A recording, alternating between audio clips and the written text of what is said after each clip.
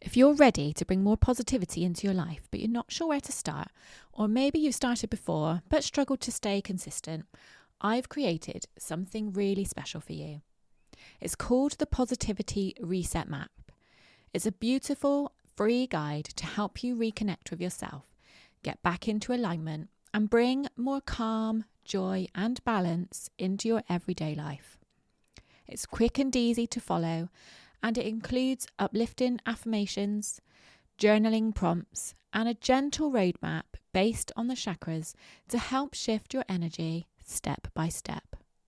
You can grab it now by heading to the link in the show notes, and if you love it, feel free to share it with a friend too. Let's bring more light into our lives together.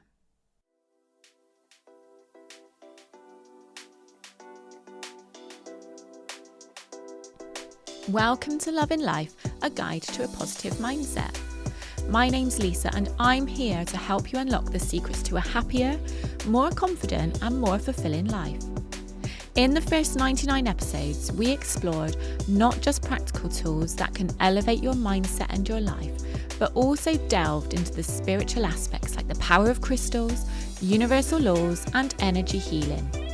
Whether you're new or returning, let's continue this inspiring journey of growth and self-discovery together. Welcome back to Love in Life.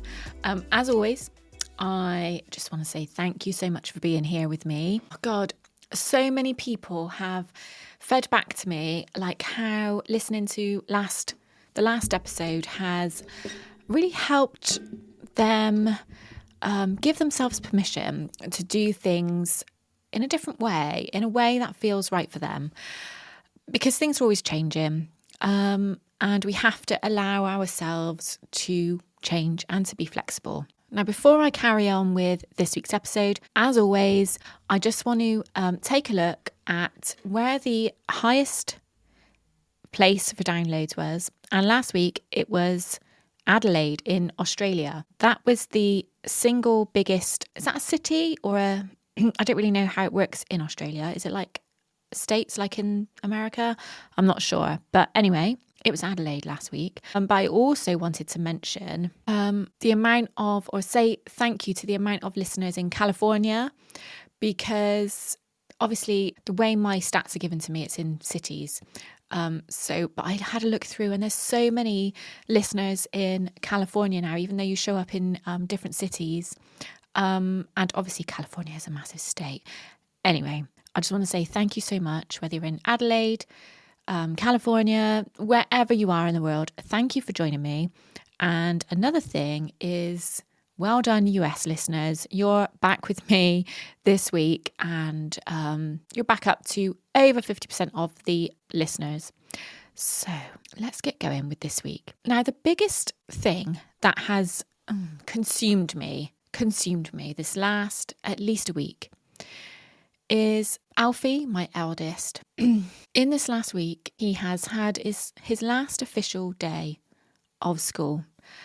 And he has started his GCSEs. Now, I don't know what the equivalent of GCSEs are in other countries, but here it's like our exams that you take when you're 16 to leave school.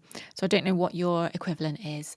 Anyway, it has brought up so much for me. I mean, I am quite a sentimental person anyway, but this week has been something else.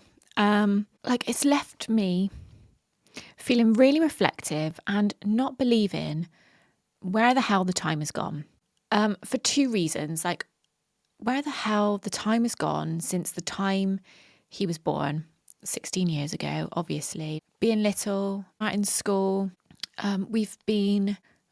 obviously I say I started doing this, looking through all the old photos of when the boys were little, when they first started school. And Alfie's then joined me in looking at that because he's quite sentimental as well. So we've actually enjoyed looking over the old photos and videos together. And I can't believe where the time's gone. And I know that many other parents will be understanding this sentiment today, this week. the sentiment that I'm feeling right now. And I think that I'm sure this probably happens at lots of different milestones. But this to me is a massive milestone. And it's weird because I don't feel sad. I just feel it's more like an awareness. Do you know what I mean? An awareness of time. How much time has moved on. It's taken me back to, like, there's another part of me that can't believe it's not me taking my GCSEs. Like, it doesn't feel like it was that long ago that it was me leaving school, taking my first exams. Like, I still remember the date of my first exam was on 18th of May, 1998, and it was geography. And I don't really remember any of the other exams, but that one will always stick out to me. I still remember being stood outside the sports hall, which is where we took all our exams, and waiting to go in and just feeling those nerves, that anxiety that this was it. And even though, like, obviously I was 16 then, well, I wasn't even 16 at on the 18th of May because my birthday's in June. So I was 15. And to think that I'm now 43 and I'm thinking, God, it doesn't seem like that long ago that it was me doing that. Like, fucking hell, it was ages ago. It's 28 years ago. But it's like, you blink, in a blink of an eye, it's gone. And like I said, I don't feel sad about that. It's just left me feeling really sentimental. And like all these, the episodes that I'm doing at the moment, I'm trying to work out how I can tie in the theme that I'm working with for the month. And if you listened last week, you'll know that the theme that I'm working with this month is trust in relationships with the heart chakra. And this ties in so perfectly because it's about having trust in a different way. It's about having trust in time. It's about having trust in the way relationships change, how we change, trust in how we change. Like, I'm not a 15-year-old girl anymore. I'm actually a mature mother of 2 boys. It just seems, considering I'm thinking a lot about, when I was that age, that just seems fucking weird at the moment. But here we are. Like, I've raised 2 amazing boys. One of them is just sitting his GCSEs now. And he is so chill about it. He's so chill. Not like I was feeling. He's actually revised, which I didn't do an awful lot of. Because I didn't know how to. I didn't have the trust in myself to know how to do it, if that makes sense. Like, I'm so proud of him, of how he trusts himself to revise, of how he trusts that he will do well in his exams, or do as well as he can do. Does that make sense? Well, this is going to be a very babbly episode, I'm afraid, because it is literally coming from the heart. There's no script here. There never is anyway, but this is literally coming up for me right now. And I have got to go and pick him up shortly. So going back to trust, it's also about having trust as people, trust in ourselves as people, to allow ourselves to change, to live through all those different versions of our lives. And when I look back at, how I felt when the boys started school, I probably felt very similar to how I'm feeling now. But obviously, I had to show up in a completely different way. I had to give them a completely different level of support. Like, the dynamics of our relationships are changing all the time. And we have to have trust in ourselves to adapt to those changes. And as I reflect on, how Alfie must be feeling at the moment, and reflect on how I was at that age and how I dealt with that situation, it's amazing to be able to look back at myself with compassion and I don't want to use the word forgive, because I've got nothing to forgive myself for, but to look back at my 15, 16-year-old self and say, It's okay. You're doing your best to what you know how to do, to what you feel safe how to do. Because I didn't do particularly well. I had a couple of good grades, but most of them were pretty average, which is fine. Like, I don't know, I'm justifying what I had, what I didn't have. But I remember, I specifically remember revision being really hard. And it's funny because I was talking to my nan about it the other day. And like, I'm really close with my nan, and I always have been. Like, when my parents were at work, nan was always the one who would be there for us. Like, when we got home from school, she would quite often do our tea for us. She only lived up the road, so she was just always there for us. So I've always been really close to my nan.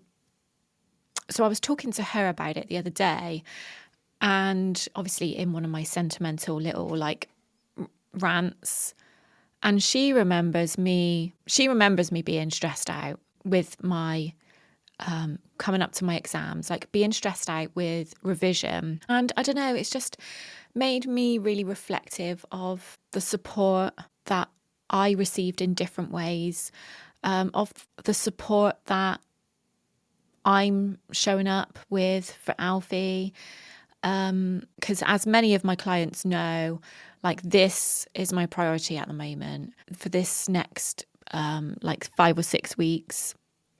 My priority is I might need to drop things. I'm trying not to plan too much, because if I need to pick Alfie up after an exam, if I need to help him or support him through anything, or just be there for him as a mum. Do you know what I mean? Like, that is my priority at the moment. I can't remember where I was going that with my clients. But I guess like that takes compassion for not just for me to be able to say, right, pretty much everything in my life is going on hold, so as to support my son through this, but compassion from my clients as well.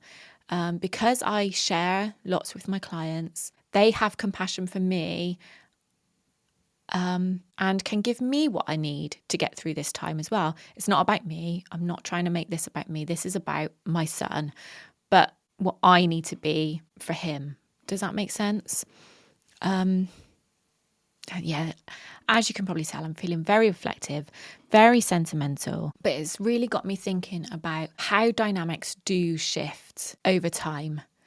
Like how our parents or us as parents are continually changing. Like, our needs are changing, our children's needs are changing, our parents' needs are changing. And like how my nan, as she obviously clearly remembers, was there for me when I needed support through my exams, and how the tables have turned now into how I support her,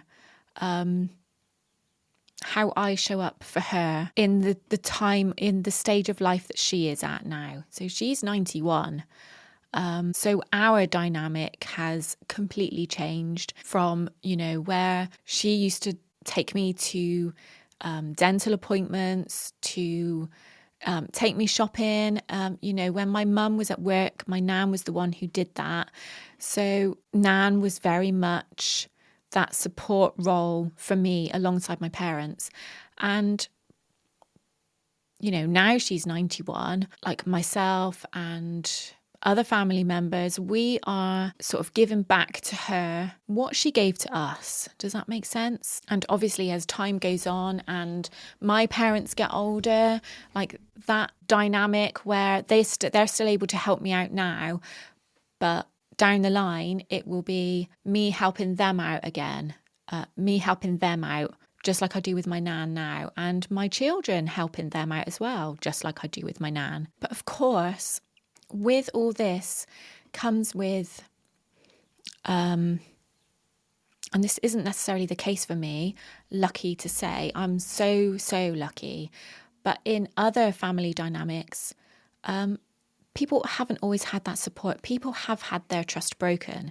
So how they show up, or how they feel that they have to show up, is sometimes met with guilt, shame, anger, like lots of different emotions, because all of our current experiences are like affected by the experiences that we had in the past. Does that make sense? And with all this sentiment and reflection that I'm feeling, this has shown up in some really beautiful Reiki sessions that I've held this week, where my clients have really felt like where they can lean on their heart chakra, where they can lean on their compassion, where they can lean on their love a little bit more. So whether that is love and compassion for family members who haven't always been there and haven't always shown up for them in the way that they needed, or having compassion for themselves and just being a bit more open to certain situations around them and feeling into that a little bit more, having more compassion for themselves in those moments.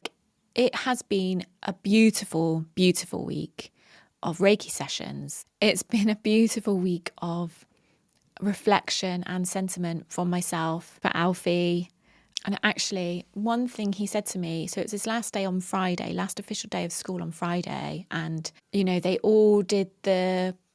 signed each other's shirts and did some fun games in the afternoon and stuff. And like that morning, I was feeling really sentimental. I was like, oh God, like I can't believe this is your last day of school. And, you know, all these things I've just said to you, like not believing, can't believe where the time's gone, can't believe like it only feels like yesterday that I was doing this. It only feels like yesterday that you were little and you were having your first day of school. And the looks I was getting from all of them in the morning, like, what the hell is she going on about? And then it was funny because then when Alfie came home from school on the Friday, he was a bit like, oh, I can't believe that day's gone now. I can't believe I'm never going to have that last day of school again.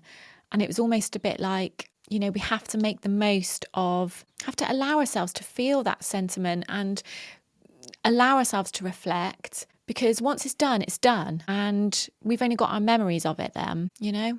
So I've got a journaling prompt for you again this week. I love the fact that people were using my journaling prompt last week and fed back to me what came up.